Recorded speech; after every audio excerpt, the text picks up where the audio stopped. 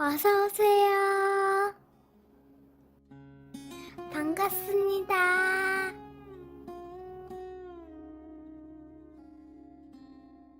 몇 년 동안 친구들과 모은 회비로 베트남 여행을 가게 되었습니다.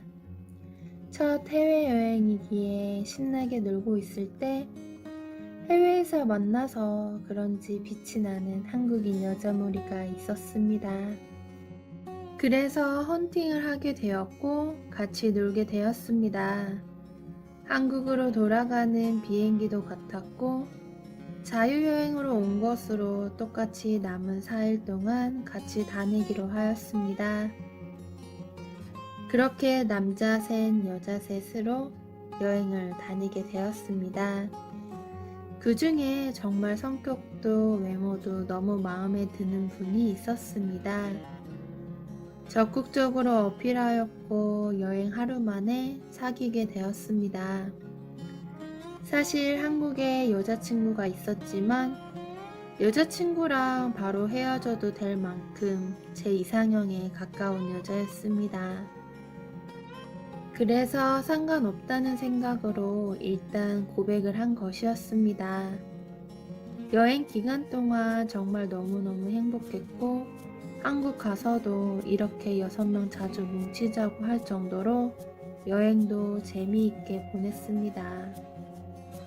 물론 한국 와서도 새 여자친구와는 잘 만났으며 솔직하게 여자친구가 있고 곧 정리하겠다고 약속을 하였습니다.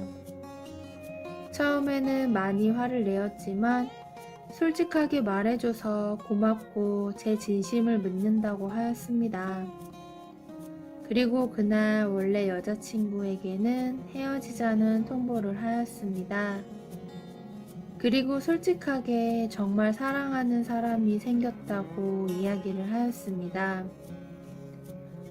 원래 여자친구도 너무나 좋은 사람이었기에 큰 상처를 준 것 같아서 너무 미안했습니다.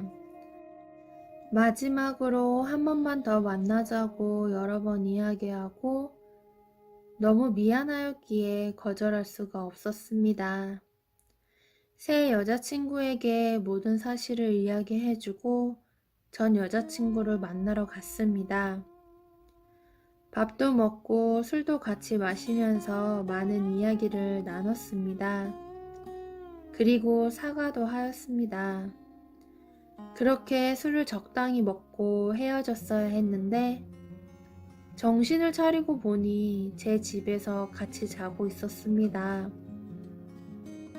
너무 놀라서 일어났고 핸드폰을 확인하니 새 여자친구에게서 온 부재중 전화와 메시지들로 가득했습니다. 술이 원수라고 자책하면서 전 여자친구를 깨웠습니다. 집으로 돌아가라고 하였지만 둘 다 과음을 했기에 숙취가 심했고 짬뽕으로 해장만 하고 집에 가기로 하였습니다. 그런데 사건이 터지고 말았습니다. 짬뽕을 먹고 있는데 새 여자친구가 연락이 안 되니 머리끝까지 화가 나서 제 집으로 찾아왔습니다. 들어오자마자 이게 뭐 하는 짓이냐며 믿음을 이렇게 배신을 하냐며 소리를 질렀고 전 여자친구에게 이것저것을 집어 던지는 것이었습니다. 아무 일도 없었고 이야기하다 보니 술을 과음하게 되면서 제 집에 자게 된 거라고 설명을 하였지만 이미 안 들리는 상태였습니다. 입장이 바뀐 상황이었어도 저 역시 마찬가지였을 겁니다. 그렇게 갑자기 조용해지면서 두 여자가 서로를 알아보는 것이었고 갑자기 둘이 언니! 동생! 이라고 부르는 것이었습니다. 둘이 친자매였습니다. 그것도 잠시 내가 먼저 만났네, 우리는 어떻게 만났네, 우리는 더 잘 통하네 등등 하면서 다시 싸우기 시작했고 말려보았지만 더 격렬하게 싸웠습니다. 결국 집안이 난장판이 되고 나서야 그 싸움은 끝났습니다. 그 후로 서로가 치울 테니 이 집에서 나가라고 하면서 또 싸움이 붙었고 결국 둘 다 내보냈습니다.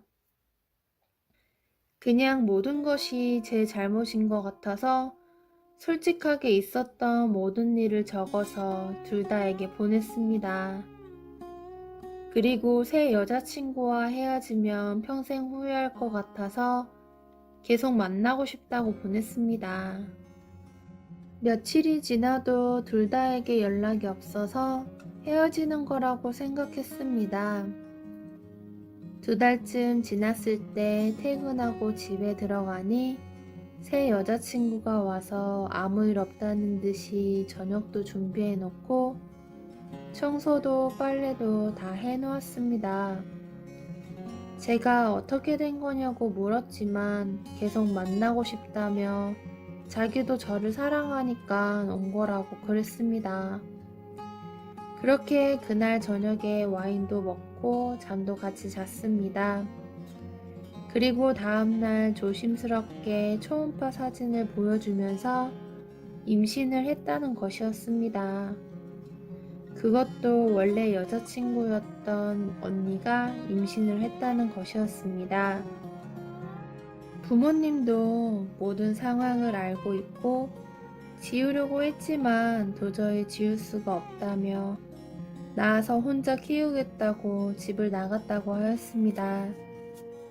그리고 연락도 안 받는다고 하였습니다. 제가 본인을 얼마나 사랑하는지 알고 본인도 저를 너무 사랑하지만 언니랑 뱃속에 있는 조카를 모른 척 할 수 없다며 언니한테 연락을 해주면 안 되냐는 것이었습니다. 그러면서 우리는 헤어지고 언니랑 결혼해서 행복하게 살았으면 좋겠다는 것이었습니다. 뱃속의 아이와 전 여자친구는 안타깝지만 솔직하게 지금 새 여자친구를 사랑하는데 이렇게 헤어지고 전 여자친구와 결혼을 하라는 말이 너무 가슴이 아팠습니다. 새 여자친구도 충분히 많이 고민하고 내린 결정이라며 꼭 들어줬으면 좋겠다고 하며 집으로 돌아갔습니다. 며칠을 고민하였지만 명쾌한 답이 내려지지 않았습니다. 그래서 일단 전 여자친구가 어떻게 지내는지, 지낼 곳은 있는지 걱정이 되어서 연락을 하였습니다. 헤어졌는데 왜 연락하냐고 차갑게 대답하였지만 소식을 다 들었다고 어디 있냐고 보러 가겠다고 하였습니다. 쉽게 가르쳐주지 않았지만 설득 끝에 가서 만났습니다. 고시원에서 지내고 있었고 일단 모든 짐을 다 챙겨서 제 집으로 데리고 왔습니다. 그리고 이야기를 나눴습니다. 절대 아이를 포기할 수 없으니 지우라고 하지 말라는 것이었습니다. 그리고 아직도 저를 많이 사랑한다는 것이었습니다. 제가 죽을 죄를 지었다며 힘들게 해서 너무 미안하다고 하였습니다. 그리고 결혼하자고 하였습니다. 그리고 이 사실을 새 여자친구에게도 알려주었습니다.